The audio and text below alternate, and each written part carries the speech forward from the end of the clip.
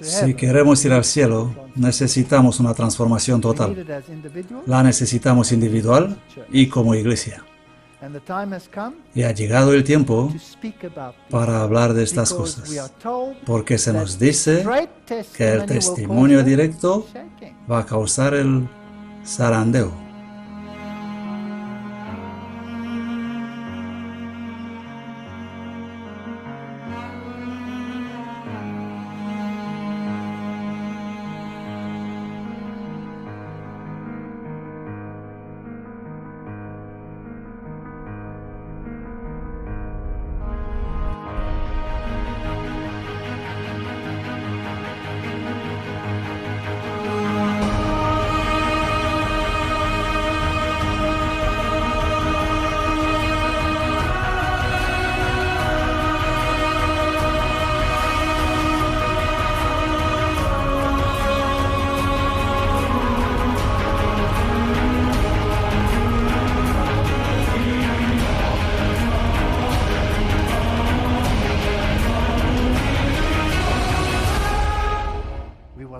Tendremos que experimentar una transformación total.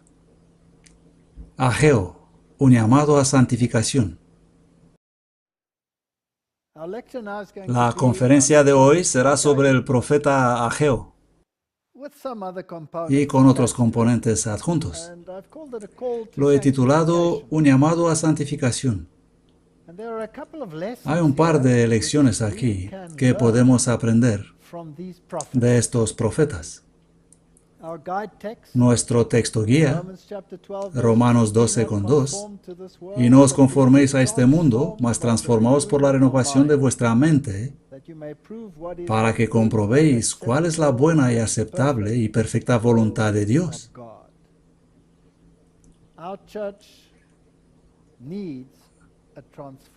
Nuestra iglesia necesita una transformación, y una iglesia está formada por individuos, así que nosotros necesitamos una transformación. Un llamado para edificar la iglesia. Ageo 1, versículo 1. En el año segundo del rey Darío, en el mes sexto, en el primer día del mes, vino palabra de Jehová por medio del profeta Ageo a Zorobabel, hijo de Salatiel, gobernador de Judá. Así que tratamos con el gobierno, con el gobernador, y a Josué, hijo de Josadac, el sumo sacerdote, el componente sacerdotal. Así habla Jehová de los ejércitos diciendo, este pueblo y el pueblo. Cuando hablamos de la iglesia, en el mismo contexto de las primeras cartas que salieron de la iglesia primaria, siempre incluyen la jerarquía y el pueblo, no solo entidades separadas. Así habla Jehová de los ejércitos diciendo, este pueblo dice, el tiempo aún no ha venido, el tiempo de que la casa de Jehová sea reedificada. Vino pues palabra de Jehová por medio del profeta Ageo diciendo, ¿es para vosotros tiempo, oh vosotros, de morar en vuestras casas artesonadas y esta casa está desierta? Pues así dice Jehová de los ejércitos, considerad vuestros caminos. Así que habla a la iglesia como un conjunto, al componente gobernante, sacerdotal y al pueblo. Y dice que la gente decía, esto no es nada serio, no es el tiempo para edificar la casa. Como dicen hoy, la venida del Señor está lejos, no tenemos que agitarnos. Y vivimos en nuestras bonitas casas artesonadas y los hacemos confortables, y la iglesia en ruinas. La casa no está edificada, la casa es símbolo de la iglesia. Somos amonestados a buscar primero el reino de Dios y su justicia, y todas estas cosas serán añadidas. El verso 6 dice, sembráis mucho y cosecháis poco. Coméis y no os saciáis. Bebéis, pero sin quitar la sed. Os vestís y no os calentáis. Y el que gana salario, lo gana para ponerlo en saco roto. Esta es la condición laodicense de la iglesia. Así dice Jehová de los ejércitos: considerad vuestros caminos, subid al monte y traed madera y reedificad la casa. Y yo la aceptaré con placer y seré glorificado, dice Jehová. Somos llamados a servir. No hay lluvia. Buscáis mucho y halláis poco. Y lo que metisteis en casa, yo lo soplo. ¿Por qué? Dice Jehová de los ejércitos. Porque mi casa está desierta y cada uno de vosotros corre a su propia casa. Somos tan ocupados con nuestros trabajos que la obra del Señor es secundaria. Debería ser al reverso. La obra del Señor principal y las demás secundarias. Por eso se detuvo de los cielos sobre vosotros la lluvia.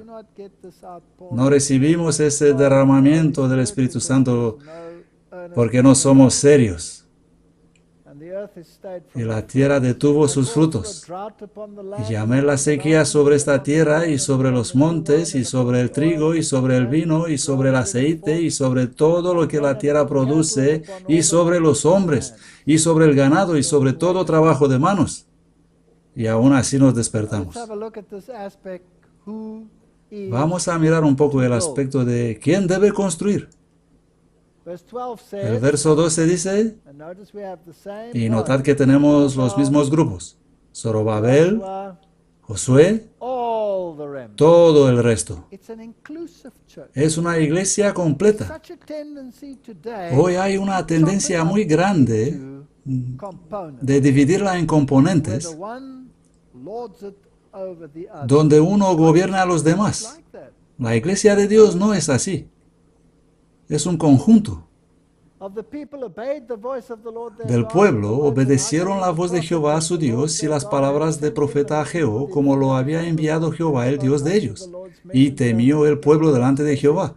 Entonces Ageo, mensajero de Jehová, habló el mensaje de Jehová al pueblo, diciendo: Yo estoy con vosotros, dice Jehová. Y Jehová despertó el espíritu de Zorobabel, gobernador de Judá, de Josué, sumo sacerdote, y de todo el resto del pueblo. Se repite esto una y otra vez con el propósito de impregnar el mensaje en la mente, en el corazón. Una obra en conjunto, una obra colectiva en la iglesia.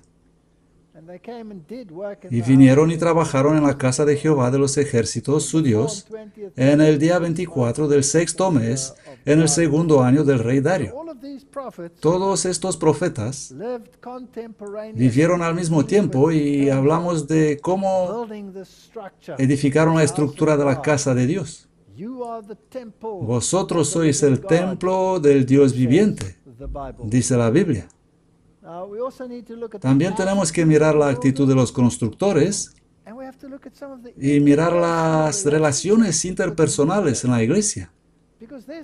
Porque hay un enemigo allá afuera que puede destruir estas relaciones si puede desviar nuestro mensaje y ponerlo en una vía lateral. Por muy atractiva que parezca esa vía lateral, si lo hace, entonces ha tenido éxito. Leemos otra vez en el capítulo 2, verso 1. En el mes séptimo, a los 21 días del mes, vino palabra de Jehová por medio del profeta Ageo, diciendo: Habla ahora. De nuevo tienes todos los componentes. Cada vez. El gobernador, el sumo sacerdote, el resto del pueblo, toda la iglesia. Diciendo: ¿Quién ha quedado entre vosotros que haya visto esta casa en su primera gloria? ¿Y cómo la veis ahora? ¿No es ella como nada delante de vuestros ojos? Aquí estaba el segundo templo, que era una sombra del antiguo templo. Y luego viene el profeta y dice: pues ahora sé fuerte. Y los menciona otra vez: Zorobabel, el gobernador, Josué, el sumo sacerdote, y todo el pueblo de la tierra, dice Jehová, y trabajad, porque yo estoy con vosotros, dice Jehová de los ejércitos. Según el pacto que hice con vosotros cuando salisteis de Egipto, así mi espíritu estará en medio de vosotros. No temáis. El Señor no ha abandonado la iglesia. El aspecto de sacudir la iglesia. Porque así dice Jehová de los ejércitos. Versículo 6. Dentro de muy poco yo haré que se estremezcan los cielos y la tierra, el mar y la tierra firme. Yo haré temblar todas las naciones y vendrá el deseado de todas las naciones. Y llenaré esta casa de gloria, dice Jehová de los ejércitos. ¡Qué magnífica promesa mesiánica! Y es terrible cómo la versión Good News Bible puede destruir el mensaje mesiánico. Mira qué dice, el mismo versículo. Yo voy a derrocar todas las naciones y sus tesoros serán traídos aquí y el templo será lleno de riqueza. Desaparecido. El mensaje mesiánico ha desaparecido. Y nos queda un drama terrenal que ocurre en el Jerusalén literal y cuadra con la teología del dispensacionalismo y falto de todo poder divino, debilitado de toda su fuerza. ¡Qué lástima! Vamos a quedarnos con este texto. Yo haré temblar a todas las naciones, y vendrá el deseado de todas las naciones, y llenaré de gloria esta casa, dice Jehová de los ejércitos. Mía es la plata y mío es el oro, dice Jehová de los ejércitos. La gloria de esa casa postrera será mayor que la de la primera, dice Jehová de los ejércitos. Y yo daré paz en este lugar, dice Jehová de los ejércitos. ¿Cómo es que la gloria del segundo templo debía ser mayor que la del primero? John Wesley escribe en sus notas explicadoras para Ageo 2:7. Afortunadamente no tuvo la versión Good News Bible. Todas las naciones, que fue cumplido literalmente en la derrota de los persas por los griegos en las guerras civiles y en los subsiguientes problemas entre los sucesores de Alejandro, en el crecimiento del poder romano por someter a sus vecinos y sus problemas internos, generaron guerras. El deseo, Cristo, el más deseado de todas las naciones y de todos que conocían su propia miseria y su suficiencia para salvarlos, y que debía de ser la luz de los gentiles, así como la gloria de su pueblo Israel. Con gloria. El primer templo tuvo su gloria en su magnífica estructura, ricos ornamentos y costosos sacrificios, pero esta fue una gloria terrenal. La prometida aquí es una gloria celestial por la presencia de Cristo en él, el que fue el resplandor de la gloria de su Padre, que es la gloria de su iglesia, apareció en el segundo templo.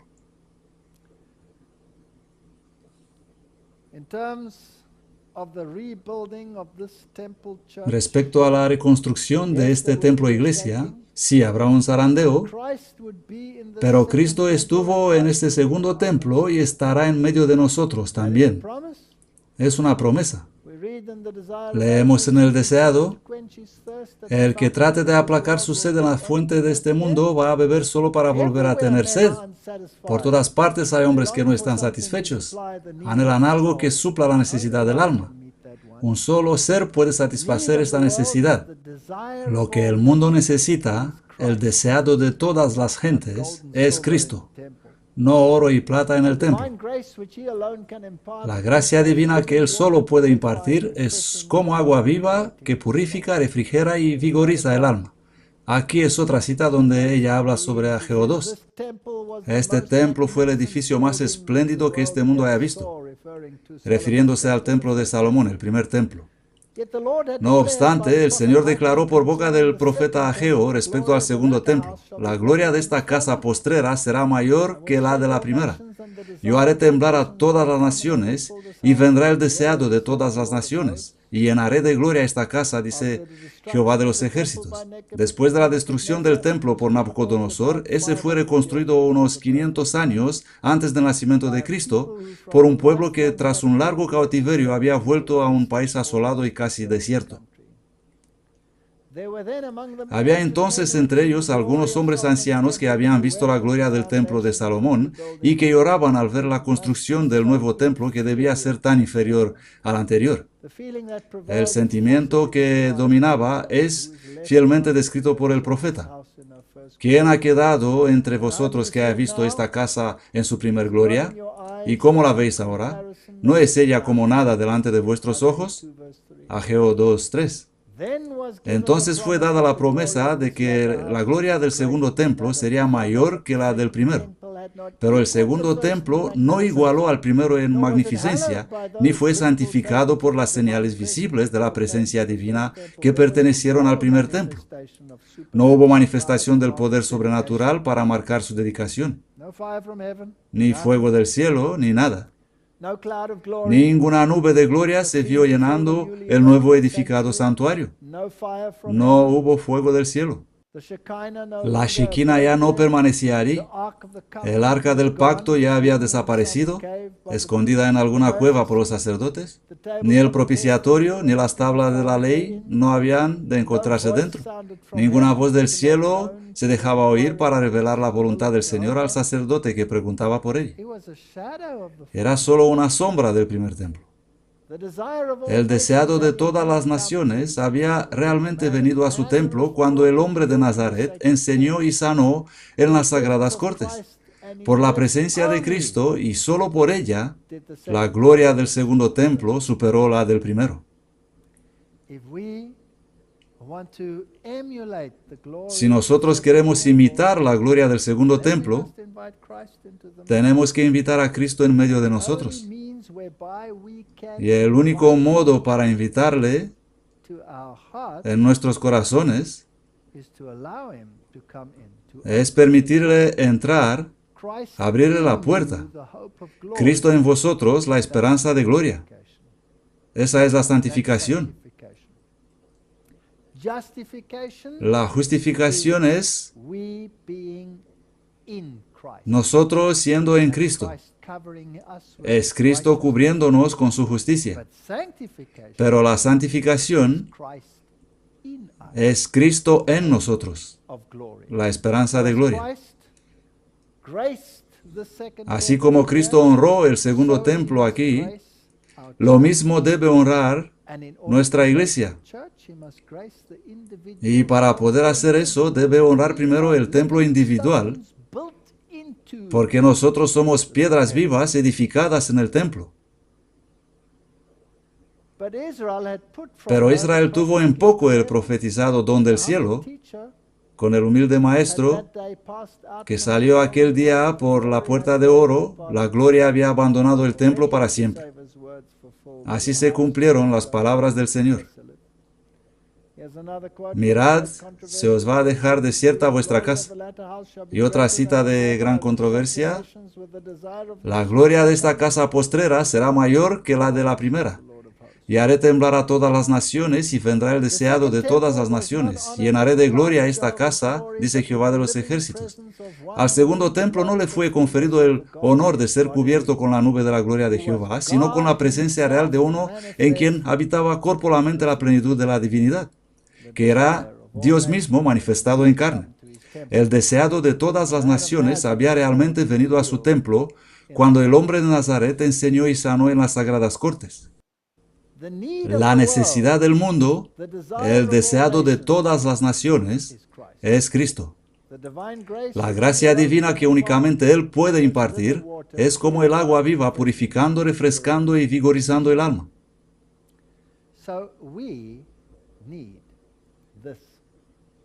Así que nosotros necesitamos esta presencia.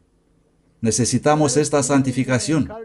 Las fervientes súplicas y palabras de aliento dadas por medio de Ageo fueron acentuadas y añadidas por Zacarías, a quien Dios suscitó a estar a su lado, para que instara a Israel a cumplir la orden de levantarse y edificar. Estos profetas son tipológicamente importantes para el tiempo en que vivimos. El primer mensaje de Zacarías fue una garantía de que la palabra de Dios nunca falla, y una promesa de bendiciones a aquellos que escuchasen la segura palabra profética. Zacarías 1. En el mes octavo, en el año segundo de Darío, vino palabra de Jehová a Zacarías. Y luego dice, Jehová está muy descontento de vuestros padres. Por tanto, diles, así dice Jehová de los ejércitos. Volveos a mí, dice Jehová de los ejércitos, y yo me volveré a vosotros, dice Jehová de los ejércitos. No seáis como vuestros padres, a quienes los antiguos profetas gritaban diciendo, volveos ahora de vuestros malos caminos y de vuestras malas obras. Pero ellos no escucharon ni me hicieron caso, dice Jehová. Vuestros padres, ¿dónde están? ¿Y los profetas van a vivir por siempre? Pero mis palabras y mis ordenanzas que mandé a mis siervos los profetas no alcanzaron a vuestros padres.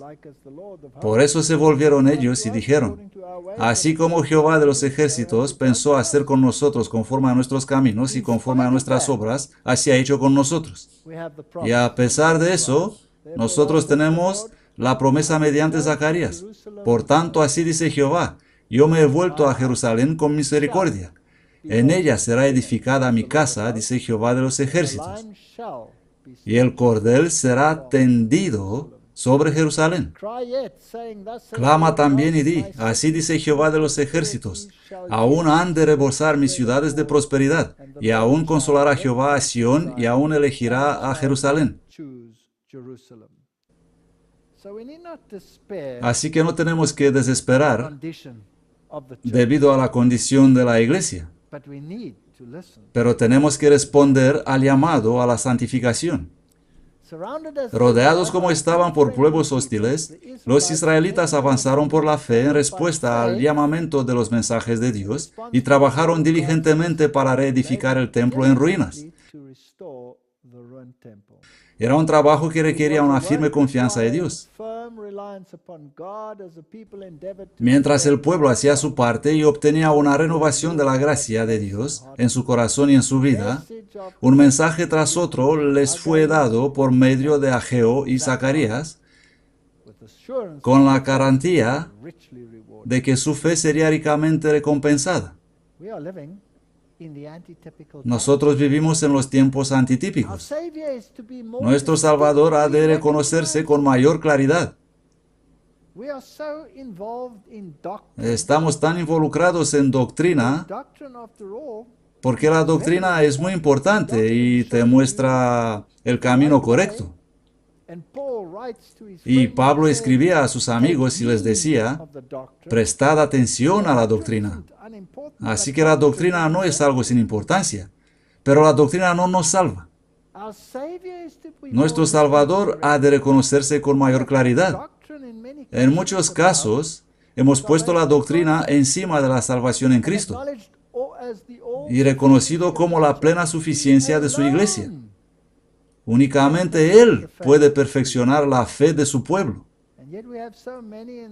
Y hay tantos en la iglesia que creen ser los que perfeccionan a los santos. No somos nosotros los que perfeccionamos a los santos. Cristo es el que hace perfectos a los santos. No debe existir lucha para supremacía entre nosotros, ni ensalzamiento propio.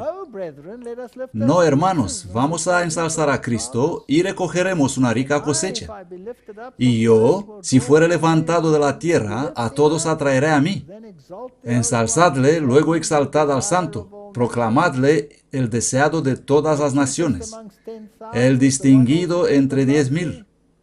El codiciable, que toda la iglesia de toda región se apodere con un intenso interés para ayudar a avanzar la causa.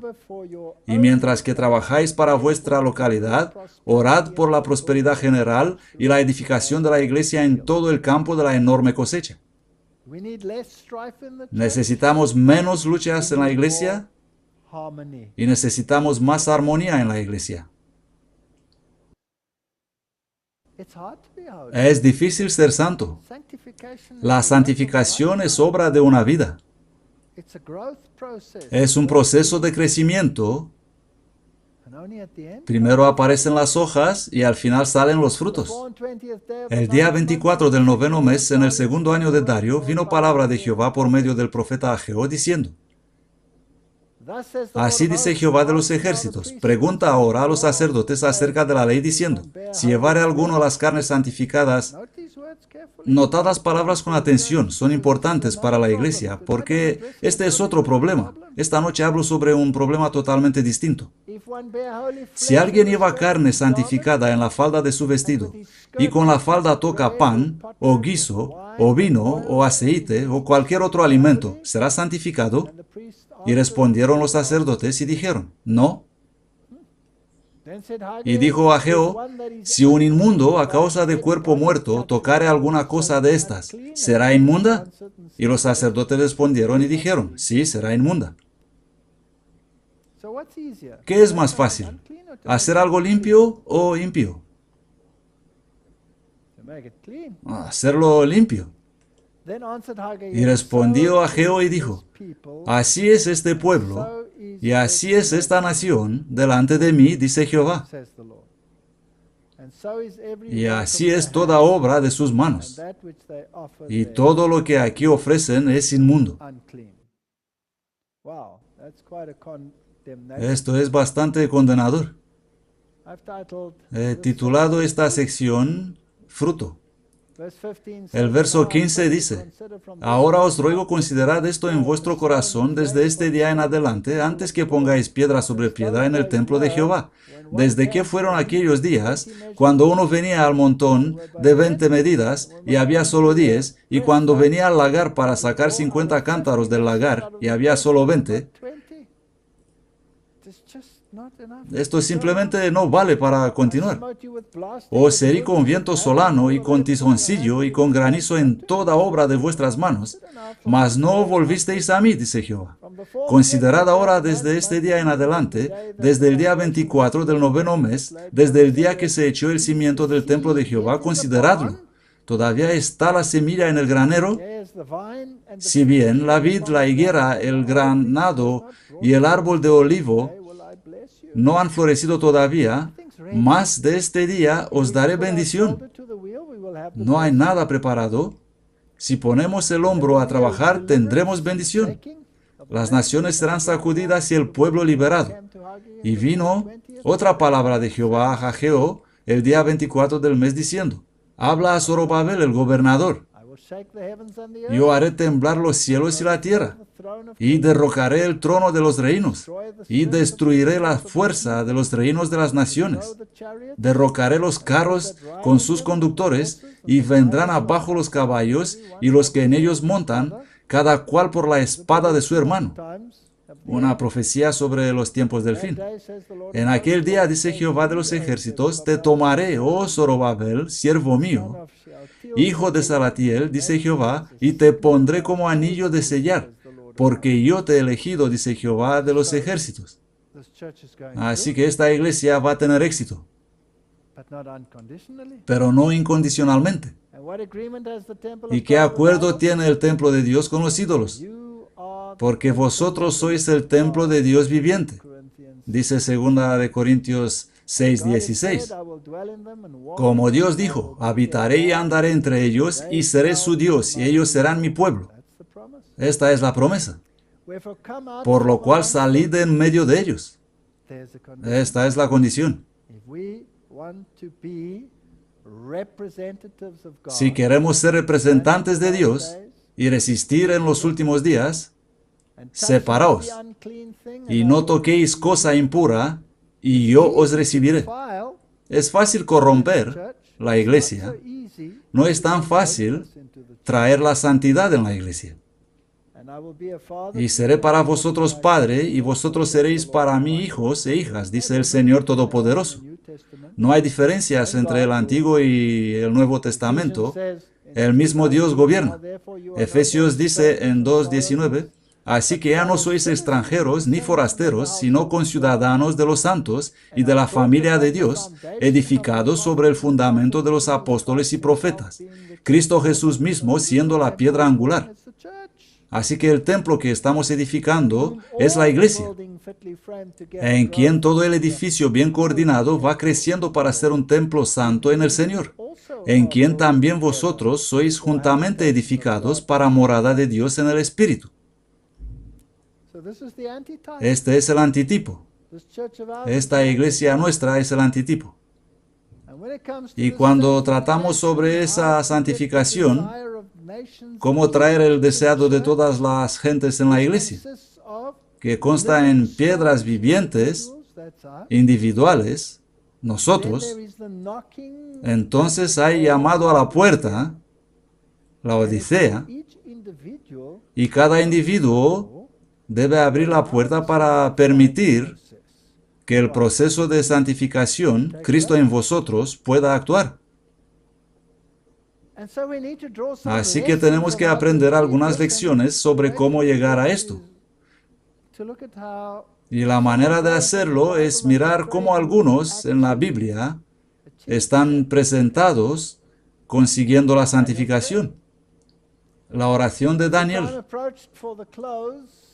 Al acercarse el tiempo de terminar los 70 años de cautiverio, por cierto, esto viene todo del libro Vida Santificada. Y es la lección que necesitamos para tener una iglesia santificada. La mente de Daniel estuvo muy interesada en las profecías de Jeremías. Ya hemos hablado de eso. Él vio que se acercaba el tiempo en que Dios daría a su pueblo escogido una prueba. Y con ayuno, humillación y oración, importunaba al Dios del cielo con estas palabras: Oh Señor Dios grande, digno de ser temido, que guardas el pacto y la misericordia con los que te aman y guardan tus mandamientos. Nosotros hemos pecado, incluyéndose a sí mismo. Hemos cometido iniquidad. Hemos obrado con maldad. Tenemos que reconocer que no somos tan buenos como creemos. Nos hemos rebelado y nos hemos apartado de tus mandamientos y de tus juicios. No hemos obedecido a tus siervos los profetas. Precisamente por esto somos culpables en esta iglesia. Que en tu nombre hablaron a nuestros reyes y a nuestros príncipes y a nuestros padres y a todo el pueblo de la tierra. Sinceridad y fervor son la condición. ¿Qué sinceridad y qué fervor caracterizaron su súplica? La mano de fe se halla extendida hacia arriba para asirse de las promesas del Altísimo que nunca fallan. Su alma lucha en agonía y tiene la evidencia de que su oración es escuchada. Sabe que la victoria le pertenece. Si nosotros como pueblo oraremos como Daniel y lucharemos como él luchó, humillando nuestras almas delante de Dios, veríamos respuestas tan evidentes a nuestras peticiones como las que le fueron concedidas a Daniel.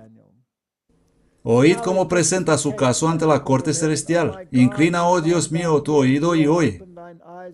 Abre los ojos y mira nuestra desolación y la ciudad sobre la cual se invoca tu nombre.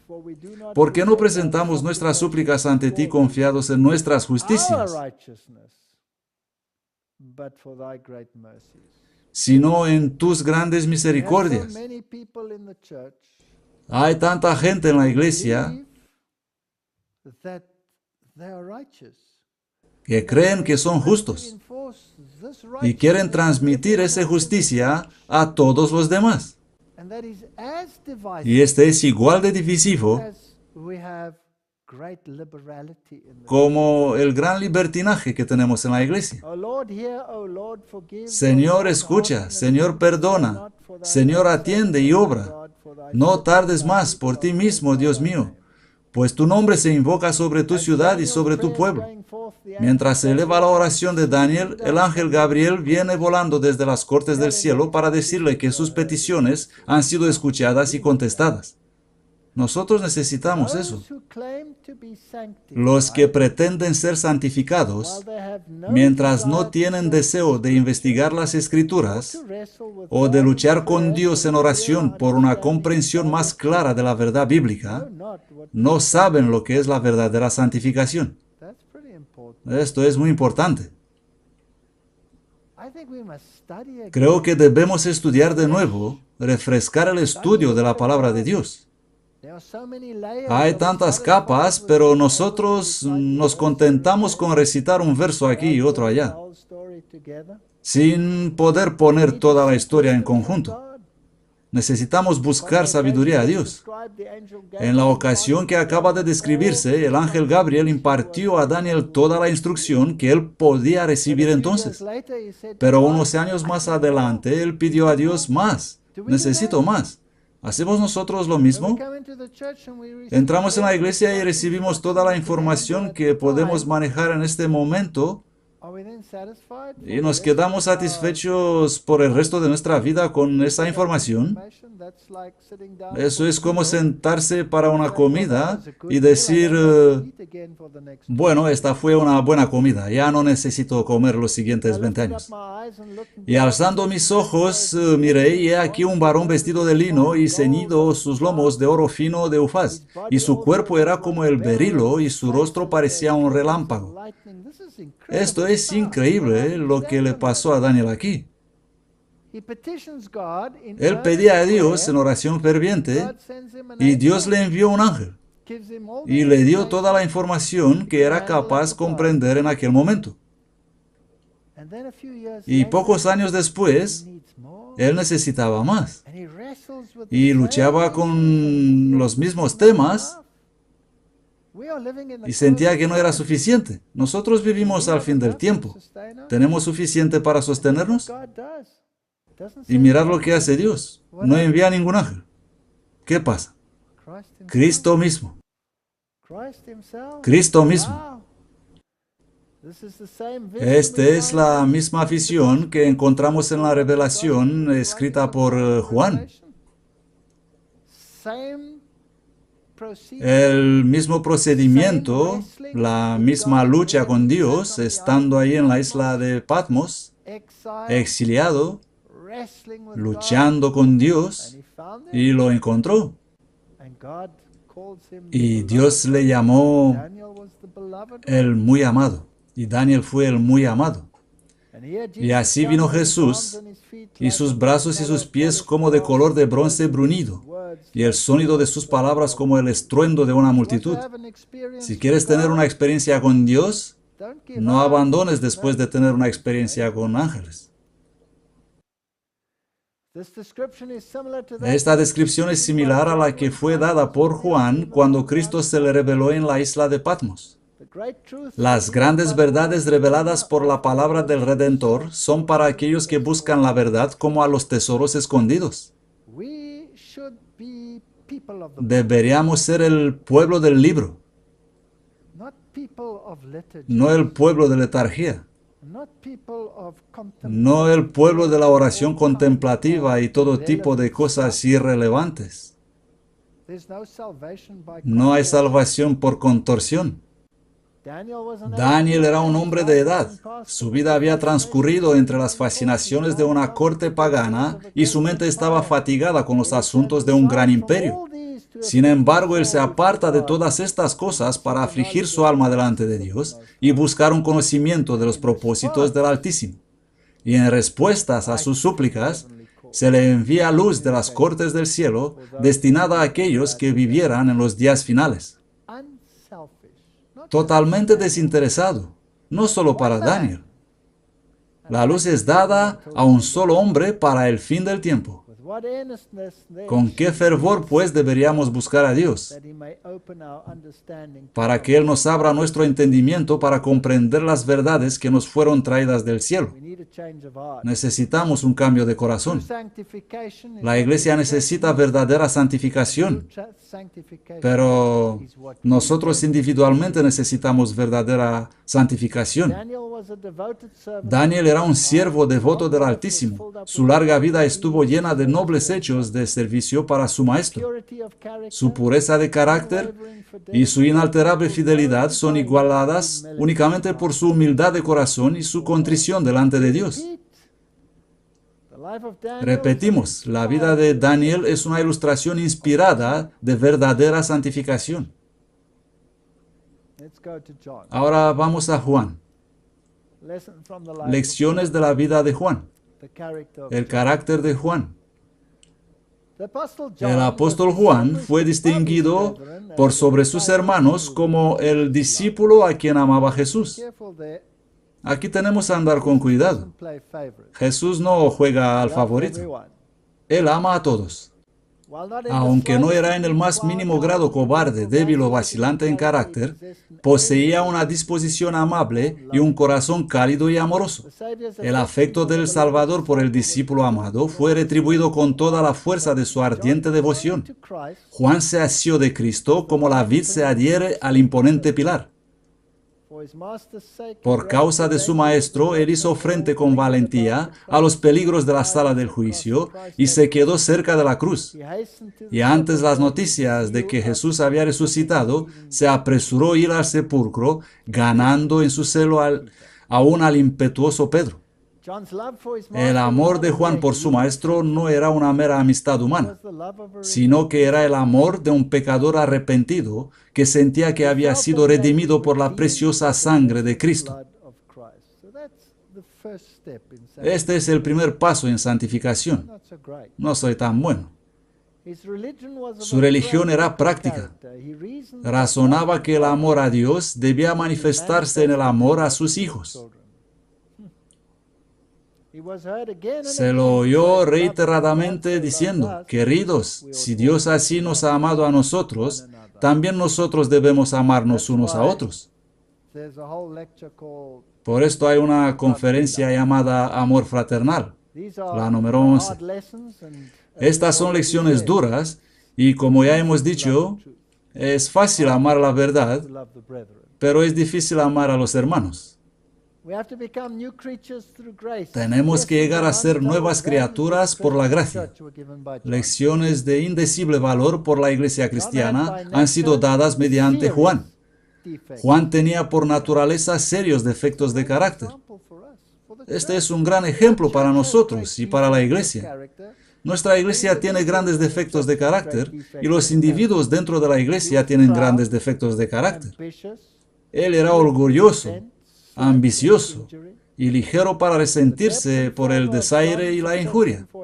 La profundidad y el fervor del afecto de Juan por su maestro no era la causa del amor de Cristo por él, sino el efecto de ese amor. Me gusta esto. Juan deseaba llegar a ser semejante a Jesús, y bajo la influencia transformadora del amor de Cristo, él llegó a ser manso y humilde de corazón. El yo estaba escondido en Jesús. Este es el fruto que tenemos que buscar. No el gritón e insistente, sino el manso y humilde ha aprendido lo que significa ser como Cristo. Estaba íntimamente unido con la vid viviente y así llegó a ser participante de la naturaleza divina. Tal será siempre el resultado de la comunión con Cristo. Esto es verdadera santificación. Puede haber defectos notables en el carácter de un individuo, y sin embargo, cuando éste llega a ser un verdadero discípulo de Jesús, el poder de la gracia divina lo convierte en una nueva criatura. El amor de Cristo lo transforma, lo santifica. Esta es la importancia de este asunto. Es Cristo el que hace la transformación. Pero cuando las personas profesan ser cristianas y su religión no las hace mejores hombres y mujeres, en todas las relaciones de la vida, representantes vivos de Cristo en disposición y carácter, no son de Él.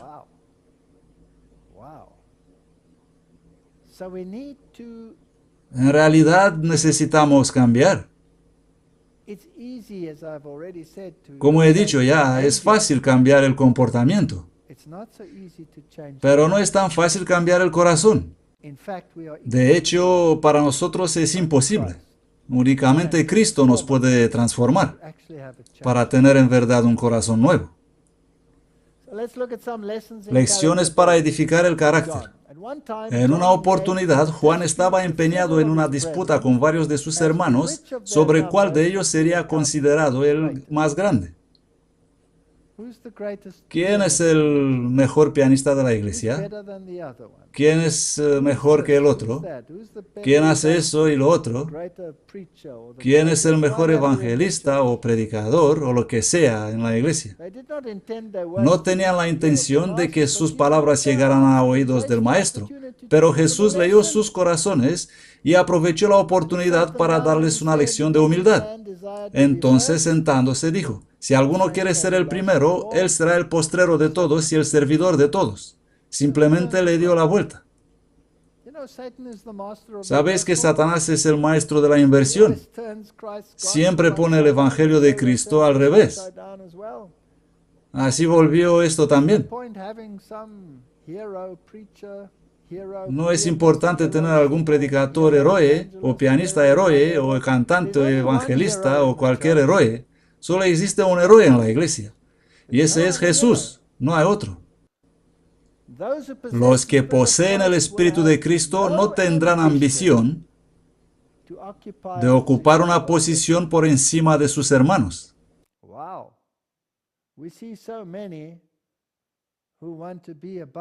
Vemos tantos que quieren estar por encima de todos sus hermanos y señorear sobre ellos.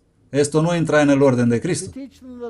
Y para enseñarles la lección que hizo, y tomó a un niño y lo puso en medio de ellos, y tomándole en sus brazos les dijo: el que recibe en mi nombre a uno de estos niños, me recibe a mí, y el que me recibe a mí, no me recibe a mí, sino a aquel que me envió. Aquí tenéis todo el poder de la divinidad en vuestra disposición. En otra oportunidad, su hermano Jacobo y él mismo habían visto a un hombre echando demonios en el nombre de Jesús, y debido a que no se vinculó inmediatamente con su grupo, decidieron que no tenía derecho a hacer esta obra. Y nosotros tenemos la misma situación en la iglesia hoy. Vemos a la gente predicando el mensaje, pero decimos que no tienen nada que ver con nosotros porque no son de entre nosotros. Ellos le prohibieron, y nosotros igual. Con la sinceridad de su corazón, Juan relató la circunstancia a su maestro. Jesús dijo: no se lo prohibáis, pues no hay nadie que obre un milagro invocando mi nombre que luego pueda decir mal de mí. Pues el que no está contra nosotros está de nuestra parte, de nuestro lado. Así que deberíamos tener cuidado antes de condenar a alguien que predica en el nombre de esta verdad también. En otra ocasión, Jacobo y Juan presentaron por medio de su madre la petición de que se les permitiera ocupar las más altas posiciones de honor en el reino de Cristo.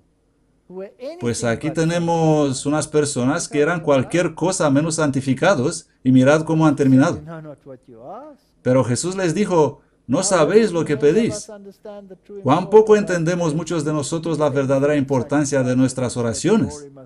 Jesús conocía el sacrificio infinito que costaría adquirir esta gloria, cuando por el gozo puesto delante de él sufrió la cruz, menospreciando el oprobio. Ese gozo consistía en ver las almas salvadas por su humillación, su agonía y el derramamiento de su sangre. Moisés dijo: córtame, sácame de tu libro de vida y déjalos vivir. Estos decían al revés. Querían ser los primeros y los segundos. Esta es la gloria que Cristo había de recibir y que estos dos discípulos habían solicitado que se les permitiera compartir. Jesús les preguntó: ¿podéis beber del vaso que yo bebo y ser bautizados del bautismo con que yo soy bautizado? Ellos le dijeron: sí, podemos. Dijeron: está bien, pero no tenían ni idea de lo que decían. Jesús les dijo: a la verdad beberéis de la copa de que yo bebo, y con el bautismo que yo soy bautizado seréis bautizados. Solo uno de los discípulos murió de muerte natural, y ese fue Juan. Todos los demás murieron de muerte violenta. Y a Juan le metieron en aceite hirviendo. Pero el sentarse a mi derecha o a mi izquierda no es cosa mía darlo, sino que será dado a aquellos para quienes está preparado. Jesús comprendió los motivos y reprendió el orgullo y la ambición. Este es un problema muy grave en nuestra iglesia. Nuestra iglesia necesita verdadera santificación. Sabéis que los que parecen ser príncipes de los gentiles se señorean sobre ellos. Y los que entre ellos son grandes tienen autoridad sobre ellos. Pero no ha de ser así entre vosotros, sino que el que quiera llegar a ser grande entre vosotros será vuestro servidor, y el que quiera ser el primero entre vosotros será siervo de todos.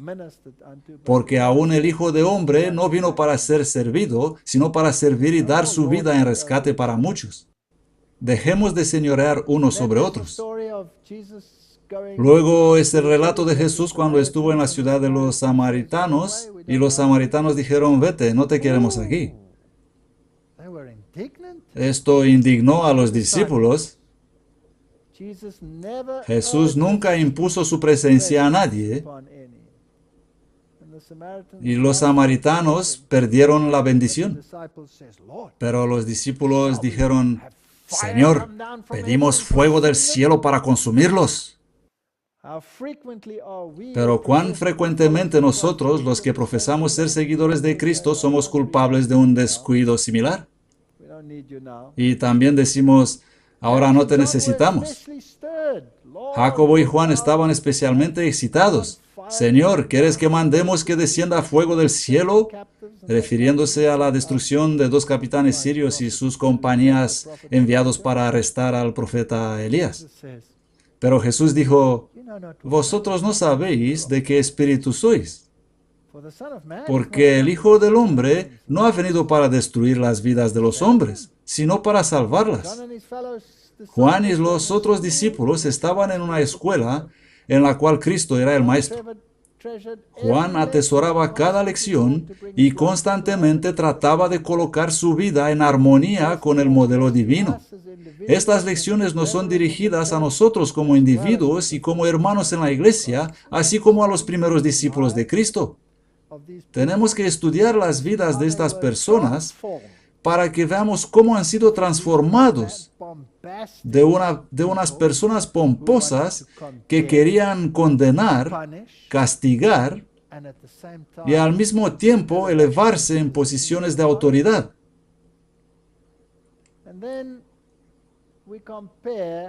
Comparar a Juan y Judas. Juan era una ilustración viva de santificación. De ser el hijo del trueno a ser humilde y manso. Por el otro lado, Judas poseía una forma de piedad mientras su carácter era más satánico que divino. Profesaba ser discípulo de Cristo, pero en palabras y obras lo negaba. Judas tuvo las mismas preciosas oportunidades que Juan. Escuchaba las lecciones de Cristo y su carácter debía haberse transformado por la gracia divina. Pero mientras Juan luchaba fervorosamente contra sus propias faltas, ¿qué hacía? Notemos esto. Estaba luchando contra sus propios errores y trataba de asimilarse a Cristo. Judas estaba violando su conciencia, cediendo a la tentación y formando en su persona hábitos de deshonestidad que lo iban a transformar a la imagen de Satanás. Tenemos que elegir a uno o al otro. Estos 2 discípulos representan el mundo cristiano. Todos profesan ser seguidores de Cristo. Pero mientras una clase anda en humildad y mansedumbre aprendiendo de Jesús, la otra muestra que no se compone de hacedores de la verdad, sino de oidores solamente. Una clase es santificada mediante la verdad, la otra no sabe nada sobre el poder transformador de la gracia divina. La primera está muriendo todos los días al yo y está venciendo el pecado. La última complace sus propios deseos, se convierten en siervos de Satanás. 2 categorías. ¿Mueres al yo o Satanás te va a tragar? El ministerio de Juan, por la asociación con Cristo, el gran maestro, obtuvo la más alta educación que el hombre mortal puede recibir. Y nosotros podemos hacer lo mismo. Tenemos la palabra, tenemos el espíritu de profecía y tenemos que volver a ponernos de acuerdo con la voluntad de Dios en nuestras vidas. El sublime poder de las verdades que pronunciaba y el fervor espiritual que caracterizaba sus enseñanzas le dieron acceso a todas las clases sociales. Él era un hombre, era un humilde pescador, pero Dios le puso en las cortes de los más grandes individuos de la tierra. La sabiduría con la cual hablaba hacía que sus palabras destilasen como el rocío enternecido y subyugando el alma. Fue amenazado con prisión y muerte, pero no se intimidó. Pon tu faz como pedernal.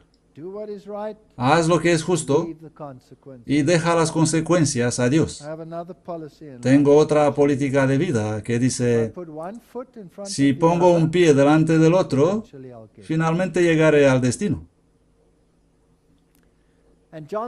El tema favorito de Juan, todos la sabemos, fue el amor de Cristo, el amor infinito de Cristo. Él creía en Dios como un hijo cree en un Padre bondadoso y tierno. Entendía el carácter y la obra de Jesús. Y cuando vio a sus hermanos judíos recorriendo a tientas su camino, sin un rayo de sol de justicia que iluminara su senda, anheló presentarles a Jesús, la luz del mundo. El fiel apóstol vio que su ceguedad, su orgullo, superstición e ignorancia apagaba esta luz. Pero Juan continuaba presentándoles a Cristo como el único camino de salvación. No te desanimes, ve adelante. A pesar de la oposición, toda mi vida he trabajado con estos ateístas rodeándome, con toda esa gente que cree en evolución. Hay que seguir. Algunos vienen en mi oficina y reconocen secretamente que la mano del Creador se puede ver en la biología del mundo, en secreto.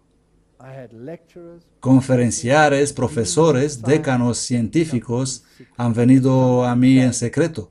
Algunos me dijeron, es correcto lo que dices y lo creo, pero no te puedo apoyar públicamente.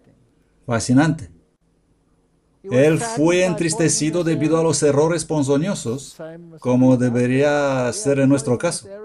Tenemos errores ponzoñosos entre nosotros. Él fue lleno de tristeza al percibir errores ponzoñosos que se introducían en la iglesia. Lo mismo de tristes deberíamos estar nosotros. Algunos que aceptaban a Cristo pretendían que su amor los libraba de la obediencia a la ley de Dios, la nueva teología. Por otra parte, muchos enseñaban que debía observarse la letra de la ley. ¿Qué tenemos aquí? Y también todas las costumbres y ceremonias judaicas, y que esto era suficiente para la salvación. Lo mismo tenemos hoy en la iglesia. Tenemos a los liberales y tenemos a los perfeccionistas. Y si predicas la verdad, si predicas un mensaje directo, automáticamente te ponen en una categoría. No significa que es la categoría correcta, pero es conveniente hacer eso para anular el mensaje. Y cuando presentas la profecía y los eventos actuales, hay otra categoría para ti. Te llaman conspirador. Te ponen la etiqueta para acabar contigo. No. Estudiad las escrituras, estudiad las profecías. Tenemos estas dos facciones en la iglesia. Y decían que eres salvo si haces todo correcto y llegas a la perfección. Sostenían que Cristo era un buen hombre, como los apóstoles, pero negaban su divinidad. Muchos hacen esto hoy también.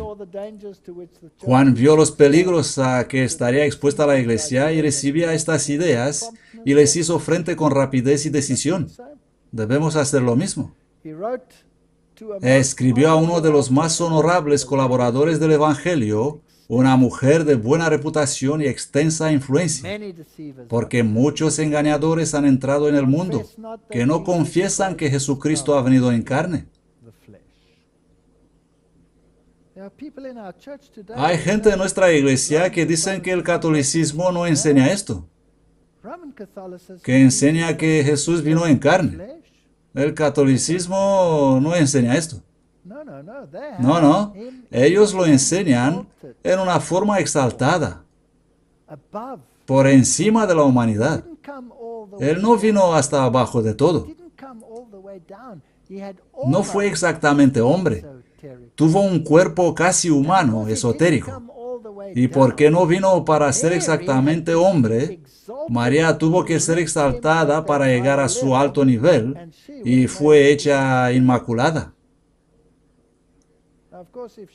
Por supuesto, si ella es inmaculada sin sacrificio de sangre y salva por sus propias obras.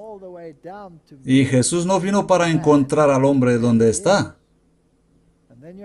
Y entonces tienes una crisis. Así que en el catolicismo necesitas un sacerdocio y necesitas intercesión mediante los santos o mariología, etcétera, para llegar a Dios.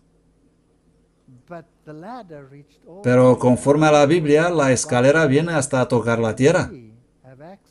Y nosotros tenemos acceso al trono de Dios en Cristo. Así que el catolicismo no predica que Jesús vino en la carne. Este es el engañador y un anticristo. Cuidad de vosotros para que no perdamos aquello por lo que hemos trabajado, sino que recibamos abundante recompensa. Cualquiera que se rebela y no persevera en la doctrina de Cristo no tiene a Dios. Si hay otra manera para ser salvos, sea la formación espiritual u otra cosa, o la oración contemplativa, esto no es lo que enseñó Cristo. El que persevera en la doctrina de Cristo, el tal tiene al Padre y al Hijo. Si alguno viene a vosotros y no trae esta doctrina, no lo recibáis en vuestra casa ni le digáis bienvenido, porque el que le dice bienvenido participa de sus malas obras. Debemos reprender el pecado en la iglesia, de los dos grupos. Juan no había de proseguir su labor sin grandes inconvenientes. Satanás no estaba ocioso. Instigaba a hombres malos a acortar la vida útil de este hombre de Dios, pero los ángeles le protegían de sus asaltos.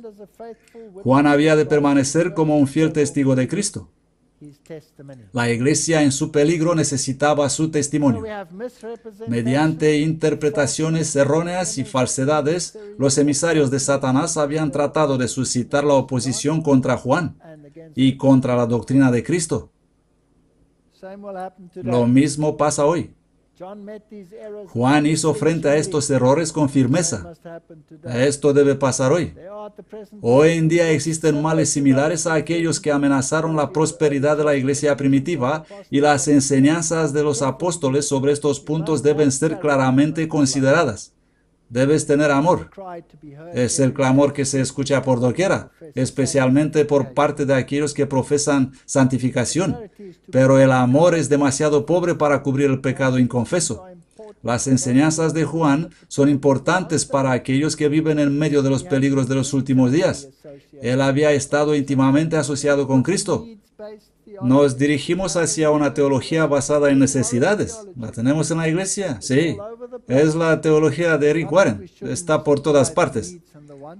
No es que no tenemos que atender las necesidades o los deseos de las personas. Esta es la cristiandad. Pero este no es un medio de salvación. Este es salvación por obras. No puede haber compromiso con el pecado. Juan disfrutó de la bendición de la verdadera santificación. Pero notad, el apóstol no pretende ser sin pecado. Tener cuidado con eso.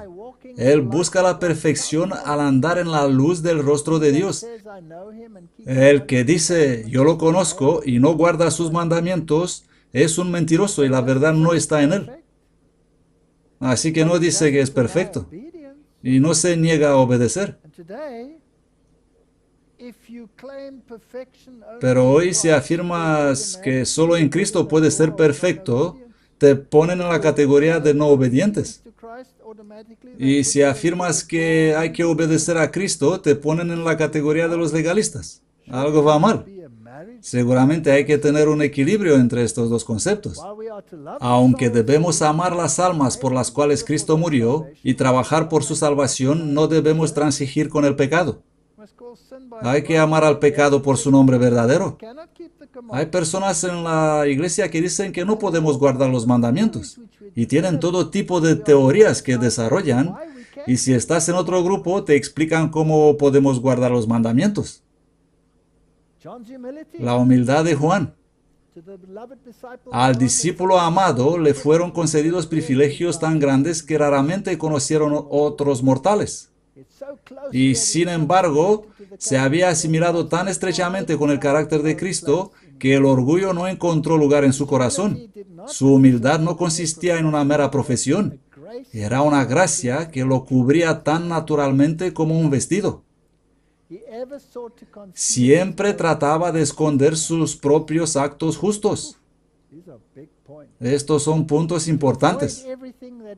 E impedir cualquier cosa que pudiera atraer la atención a sí mismo. En su evangelio, Juan menciona al discípulo al cual Jesús amó, pero esconde el hecho de que el discípulo así honrado era él mismo. Pablo hizo lo mismo. Dijo, conozco un hombre, hablando sobre cómo había recibido la visión, pero no dice que fue él mismo.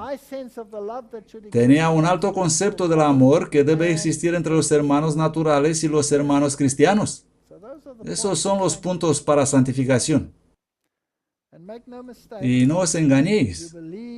Si creéis en la santificación únicamente en Cristo, esto no excluye la obediencia o la desobediencia.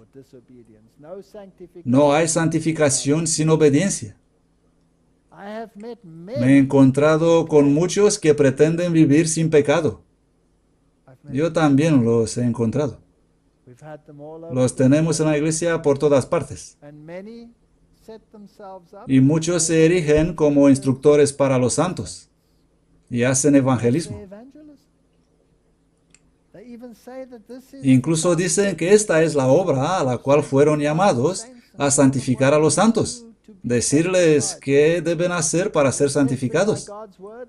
Pero cuando son probados por la palabra de Dios, resultan ser abiertamente transgresores de su santa ley. Las más claras evidencias de la perpetuidad y la fuerza rectora del cuarto mandamiento no llegan a despertar la conciencia. Y continúa hablando sobre estos asuntos. Bueno, estoy en terreno peligroso y quiero ser muy cuidadoso. Quiero ser justo con todos.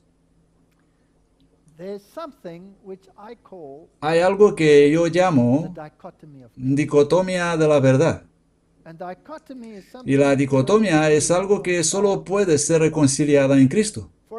Por ejemplo, Mateo 5:48. Sed pues vuestros perfectos como vuestro Padre que está en el cielo es perfecto. Esta es una parte de la verdad. Luego, 1 Juan 1:8-10.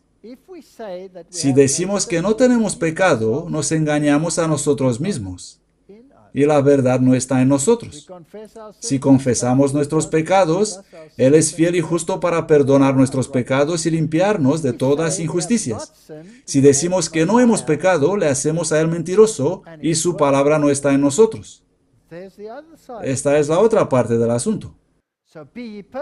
Sed pues vosotros perfectos, como vuestro Padre que está en el cielo es perfecto. Si dices que no has pecado, eres mentiroso, y la verdad no está en ti. Estos dos conceptos son diametralmente opuestos. El único modo para ser reconciliados es en Cristo. Porque solo en Cristo somos perfectos, según nuestro Padre del cielo es perfecto. Ahora la gente dirá, ¿dices que podemos no obedecer la ley y seguir pecando? No, no digo esto. Jesús dijo, si me amáis, guardad mis mandamientos. Mis mandamientos no son difíciles, así que es posible ser obediente. Pero tenemos que comprender este tema porque este tema es el tema más divisivo en la iglesia. Y hace falta ser bien comprendido.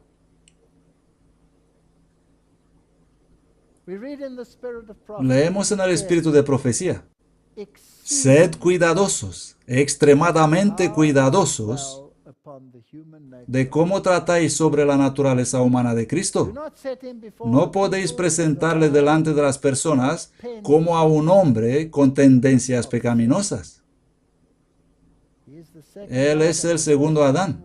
El primero Adán fue creado puro, un ser sin pecado, sin mancha de pecado sobre él. Él era semejante a la imagen de Dios. Él podía caer y cayó. Y debido a su pecado, su posteridad nació con inherentes tendencias de desobediencia. Vamos a clarificar esto en nuestra mente. No voy a dar una conferencia sobre la naturaleza de Cristo. Que lo hagan otros si quieren, pero yo no lo voy a hacer. El espíritu de profecía me dice mantenerme a distancia de eso. Nadie puede comprender plenamente la naturaleza de la divinidad, la naturaleza de la encarnación, y menos todavía poner nuestro entendimiento como norma y estándar para los demás. Esto crea división en la iglesia. Porque los que lo ven de un modo se sientan en un lado de la valla y los que lo ven de otro modo se ponen en otra parte.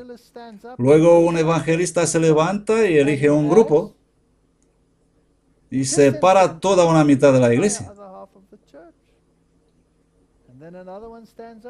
Y viene otro y elige la otra parte y serán enemigos para siempre. Así que no quiero presentar mi posición. ¿Tengo mi posición? Sí, la tengo.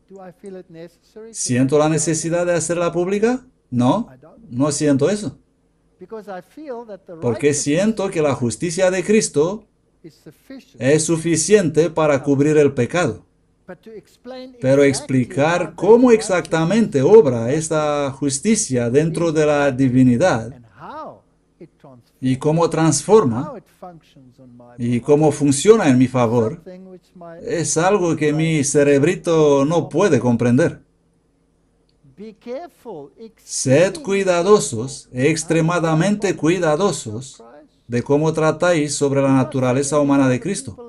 No podéis presentarle delante de las personas como a un hombre con tendencias pecaminosas. Él no tuvo tendencias pecaminosas. Pero yo sí, tengo tendencias pecaminosas. Debido al pecado, los descendientes de Adán nacieron con inherentes tendencias de desobediencia. Así que sin Cristo no puedo hacer nada. Absolutamente nada. Vamos a continuar. Eviten toda pregunta en relación con la humanidad de Cristo que es susceptible de ser malentendida. Si tomo una posición particular y digo, así es como debe ser y todos deben creer mi posición, podría situarme exactamente en el borde de la presunción. ¿Por qué? ¿Quién puede comprender la plenitud de la divinidad? ¿Y quién no va a mal comprender, mal interpretar, mal aplicar lo que diría? La verdad se encuentra cerca del camino a la presunción. Estas son buenas palabras. Al tratar sobre la humanidad de Cristo, es necesario proteger rigurosamente toda afirmación, no sea que se tomen tus palabras como decir más de lo que suponen, y así perder o atenuar las percepciones claras de cómo su humanidad fue combinada con la divinidad. He decidido, en mi pensamiento y vida, que solo hay un versículo que satisface este problema. Y ese es, yo necesito de crecer y Él crecer. Este es el único verso que tiene sentido en esta relación. Y si de algún modo voy infringiendo los principios de este verso, es posible acabar en la presunción. La verdad se encuentra cerca del camino a la presunción. La encarnación de Cristo siempre ha sido y permanecerá para siempre un misterio. Lo que ha sido revelado es para nosotros y para nuestros hijos, pero se ha advertido todo ser humano del peligro de hacer a Cristo semejante al hombre, así como nosotros mismos, porque esto no es posible. No es necesario para nosotros saber exactamente cuándo fue mezclada la humanidad con la divinidad. Debemos mantener nuestros pies en la roca, que es Cristo Jesús, como en Dios revelado en la humanidad. Así que no me pongo del lado de ninguno de los grupos de nuestra iglesia, sino que os digo que en mi mente el verso fundamental es: yo tengo que decrecer, Él tiene que crecer. La unidad es la fuerza de la iglesia. Si no haríamos estas doctrinas particulares tan primordiales e imponer a todos que estén de acuerdo conmigo o con él o con ella sobre la encarnación u otra cosa, si no estarán perdidos para siempre, tendríamos menos disputas en la iglesia. Él quiere ver falta de armonía entre los miembros de la iglesia de Dios. Eso quiere Satanás. Él sabe esto. Gran atención debería prestarse al tema de la unidad. Así que el llamado que hago no es extraño. Vamos no a hacer de puntos de doctrina que son tan complejos que no hay mente humana que pueda comprenderlos, puntos tan definitivos que puedan destruir la unidad en la iglesia. Dios me ha enseñado que no debemos insistir sobre las diferencias que debilitan la iglesia. Debemos abandonar esto. Tenemos que quedarnos con lo que fue revelado al hombre. La complejidad y los detalles de la encarnación no nos han sido reveladas. No importa la percepción o el entendimiento personal. Con una cosa que no nos ha sido revelada no podemos hacer nada. Y otra cosa que nos fue revelada es que sin santificación no vamos a ver a Dios. Así que este no es un tema de unos que dicen puedes no guardar los mandamientos y otros que dicen sí los puedes guardar. Aquí el tema es que hay que comprender bien la encarnación para ponerte de un lado u otro. No creo que Dios nos pide esto. Él recetó un remedio contra los conflictos, por guardar el sábado sagrado, es decir, mediante obedecer la ley de Dios. Esto es lo que debemos hacer, esto es lo que enseñó Juan. ¿Por qué es que tantos afirman ser santos y sin pecado? Esto se debe a que están tan lejos de Cristo. Esta es una declaración muy grave. Los que obtienen una visión de la bondad y el exaltado carácter de Cristo Jesús, quien era santo y elevado, y cuyo manto llena el templo, nunca dirán que son santificados. Incluso tenemos muchos que afirman que si no llegamos a ese nivel, Cristo no puede venir. Cristo no puede venir. ¿Estamos nosotros en una generación exaltada sobre todas las generaciones pasadas? ¿Tenemos que pisar nosotros las cenizas de los antepasados y alcanzar lo que ellos no pudieron alcanzar? Deseo decir a todo aquel a quien le ha sido revelada la gloria de Dios: nunca tendrás la menor inclinación a decir, soy santo, estoy santificado. Permitid que Dios lo escriba en sus libros, si Él quiere eso, pero vosotros nunca debéis expresarlo. No es nuestro deber. No es nuestro deber en la iglesia situarnos como santificadores de los santos. Nuestro deber es predicar la verdad. Nuestro deber es reprender el pecado y la falsedad en la iglesia. Nuestro deber es predicar los mensajes de los tres ángeles. Nuestro deber es presentar la roca de nuestra salvación. Él venció a Satanás en el largo ayuno del desierto, y cuando llegó a él como un ángel de luz, ofreciéndole el dominio del mundo a cambio de su adoración, él hizo sacrificios que nunca se requerían del hombre. La siguiente declaración probablemente va a molestar a muchas personas en nuestra iglesia, pero no lo he escrito yo. Viene del espíritu de profecía. Ya que el hombre no puede alcanzar su carácter exaltado.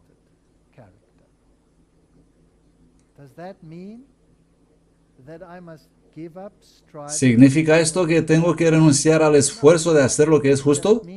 No, esto solo significa que Dios es tan exaltado y tan superior a mí que lo único que puedo hacer es decir, así me ayude Dios. Esto significa. No podemos decir soy libre del pecado hasta que este cuerpo inmundo es cambiado y formado a semejanza a su cuerpo glorioso. Dejemos a Dios escribir en su libro. Si Dios me cubre con su justicia y me aferro a la justicia de Cristo y digo, no te dejaré marchar hasta no me bendigas, entonces le dejo a Él escribirlo. Pero si me miro a mí mismo en un espejo, lo único que veo es esta miserable persona.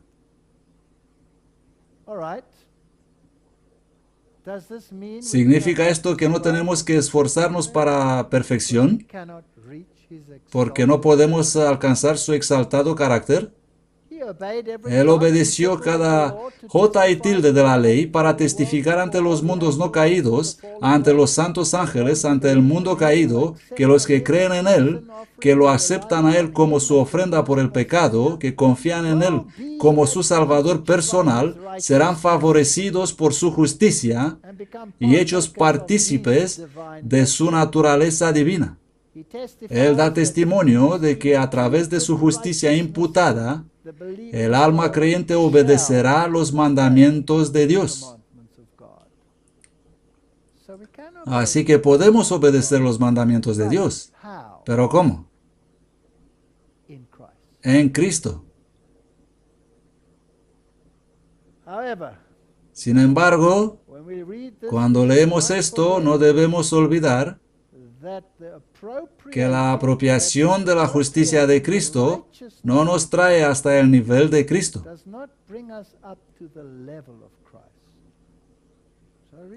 ¿Lo leemos de nuevo? Recibir la justicia de Cristo, es decir, pidiéndola para mí mismo,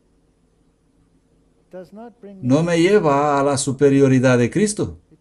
No puede. El que da la bendición, dice el Antiguo Testamento, es más grande que el que recibe la bendición. Ni tampoco llevar a Cristo a nuestro nivel. El movimiento Nueva Era exalta al yo al nivel de Dios. El perfeccionismo tiene el peligro de hacer al revés, traer a Cristo abajo a mi nivel. Los dos son peligrosos. Son dos caras contradictorias de la misma moneda.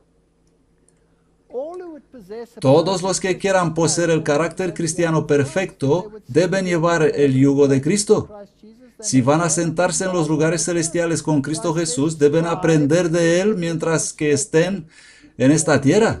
Cristo dice a todos ellos, esforzaos a entrar por la puerta angosta, porque muchos, os digo, van a tratar de entrar y no podrán. Ancha es la puerta, ya sabemos el relato. El hecho de que predicamos a Cristo y su justicia no excluye la obediencia. Dios ha revelado por medio de su Hijo la excelencia que el hombre puede alcanzar. La santificación. ¿Qué honor nos confiere Dios en impulsarnos a ser santos en nuestra esfera, como el Padre es santo en su esfera? Esto es probablemente lo más importante respecto a este debate que alguna vez he leído en el espíritu de profecía. Nuestra esfera y su esfera. Debemos esforzarnos por ser perfectos en nuestra esfera, como Él es perfecto en su esfera. No deben los miembros de la Iglesia seguir siendo indiferentes con respecto a la formación de un carácter correcto. Sometiéndose a la influencia modeladora del Espíritu Santo, tienen que formar caracteres que sean un reflejo del carácter divino. No puedo hacerme como Dios. Y siempre tendré que atribuirme la justicia de Cristo. Y en mi esfera, tengo que esforzarme a hacer lo correcto. Y si hay algo malo en mi vida, tengo que eliminarlo. Tengo que pedir a Dios que su Espíritu more en mí para limpiar el templo del alma. Si tengo malos pensamientos en mi mente, creándose caminos, tengo que pedir a Dios ayuda para entrenar mi mente a no pensar más de esa manera. Y Él puede limpiar el templo del alma. Es nuestro deber de evangelizar a los miembros de la Iglesia en cuanto a la perfección que necesitan alcanzar a fin de satisfacer la norma, o incluso más, en cuanto a alcanzar un estándar tal que Cristo pueda venir. ¿Es nuestro deber de evangelizar a los miembros de la Iglesia? Ese aceite es la justicia de Cristo. Representa el carácter. Y el carácter no es transferible. Nadie puede formar el carácter del otro. Cada uno debe obtener para sí un carácter purificado de toda mancha de pecado. Esta es una obra muy personal. No me comprendáis mal. No hay nada malo en ir a un hermano o hermana y ayudarlos en el proceso. La Biblia dice: confesaos los errores los unos a los otros, orad unos por otros, ayudaos unos a otros, anima a tu hermano. Si alguno tiene una lucha, dile una palabra amable, ayúdale. Si alguno lucha con la dieta, no se la metas por la garganta, sino anímale, ayúdale. Ahora escuchad esta cita. Es de Mensajes Selectos, página 208. No es esencial para vosotros saber y decir a otros todos los motivos y porqués de lo que constituye el nuevo corazón o de la posición que pueden y deben alcanzar para nunca pecar más. Esta obra no os corresponde.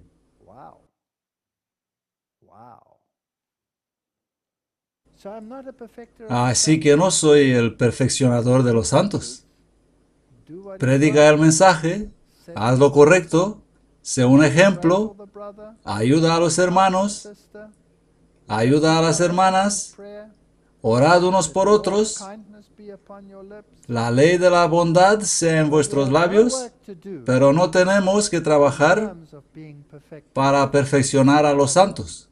No es nuestro trabajo. Entonces, ¿cuál es nuestro trabajo? ¿Cuál es nuestro deber como adventistas del séptimo día? La misión del cristiano en el mundo es la de revelar del carácter de Cristo, la de representar al Señor a los hijos de los hombres caídos. Vive esa vida. Sé un ejemplo. No haz de eso un problema doctrinal. Vive esa vida. Sé un ejemplo. Nuestro trabajo es beneficiar a nuestros semejantes. No debemos viajar por el camino de los opositores de la verdad, sino pregonar el mensaje del tercer ángel. Y el mensaje del tercer ángel es la justificación por la fe en las verdades. Este es el mensaje del tercer ángel, que únicamente puedes guardar los mandamientos de Dios encubierto en la justicia de Cristo, que está volando por el cielo proclamando la noticia de advertencia, los mandamientos de Dios y el testimonio de Jesucristo. La obediencia es un don para no jactarnos. En un sentido especial, los adventistas del séptimo día han sido puestos en el mundo como centinelas y transmisores de luz. A ellos ha sido confiada la última amonestación para un mundo que perece.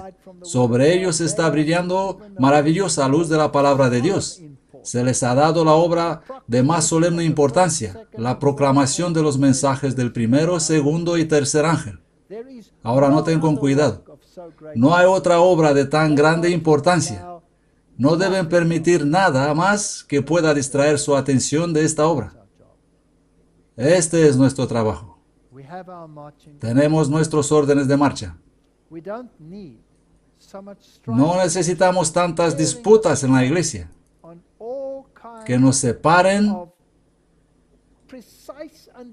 sobre el entendimiento exacto de una cosa, de una doctrina especial,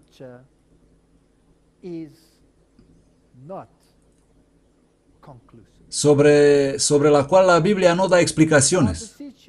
Os ruego, pues, hermanos, por el nombre de nuestro Señor Jesucristo, que todos habléis una misma cosa. ¿Podemos estar de acuerdo sobre la justicia de Cristo?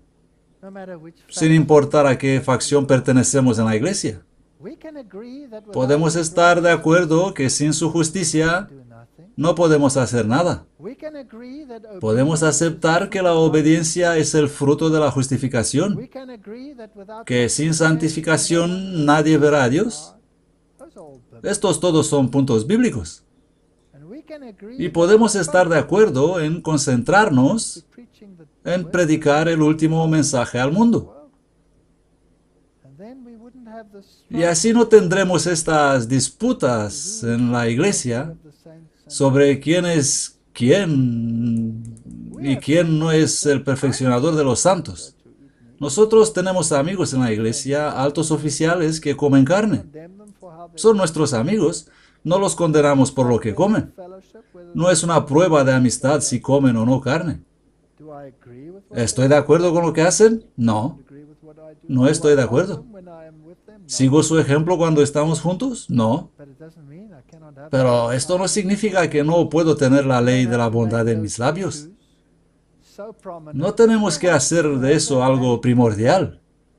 ¿Y sabes qué? Si tienes esa actitud buena, más tarde o más temprano algunos van a poner preguntas y más tarde o más temprano algunos van a cambiar. Os ruego, pues, hermanos, por el nombre de nuestro Señor Jesucristo, que todos habléis una misma cosa y que no haya divisiones entre vosotros, sino que seáis perfectamente unidos en una misma mente y un mismo juicio. Que el Señor ayude a nuestra iglesia a concentrarse en su misión para que terminemos la obra para poder ir a casa. Amén.